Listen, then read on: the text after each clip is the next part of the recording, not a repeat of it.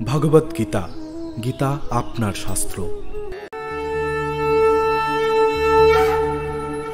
শ্রীল ব্যাসদেবের পিতা পরাশর মুনি ভগবান কথাটির বিশ্লেষণ করেছেন। সমগ্র ঐশ্বর্য, সমগ্র বীর্য, সমগ্র যশ, সমগ্র শ্রী, সমগ্র জ্ঞান ও সমগ্র বৈরাগ্য যার মধ্যে পরিপূর্ণরূপে বর্তমান, সেই পরম পুরুষ হচ্ছেন ভগবান।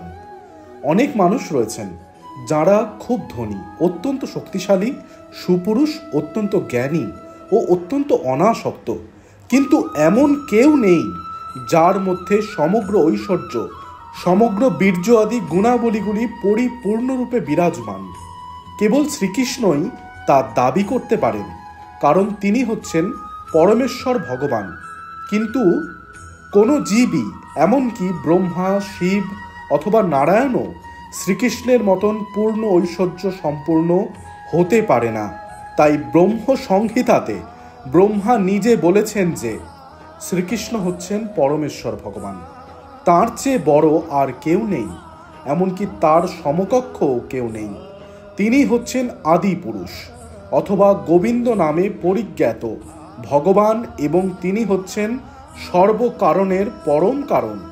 ভগবানের গুণাবলী ধারণকারী বহু পুরুষ আছেন, কিন্তু শ্রীকৃষ্ণ হচ্ছেন পরম পুরুষ, কারণ তার ঊর্ধ্বে আর কেউ নেই। তিনি হচ্ছেন পরমেশ্বর এবং তার শ্রী বিগ্রহ সচ্চিদানন্দময়। তিনি হচ্ছেন অনাদির আদি পুরুষ গোবিন্দ, এবং তিনিই হচ্ছেন সর্বকারণের কারণ। ভগবতেও পরমেশ্বর ভগবানের অনেক অবতারের বর্ণনা আছে, কিন্তু সেখানেও বলা হয়েছে শ্রীকৃষ্ণ হচ্ছেন পুরুষোত্তম এবং তার থেকে বহু বহু অবতার ও ঈশ্বর বিস্তার লাভ করে।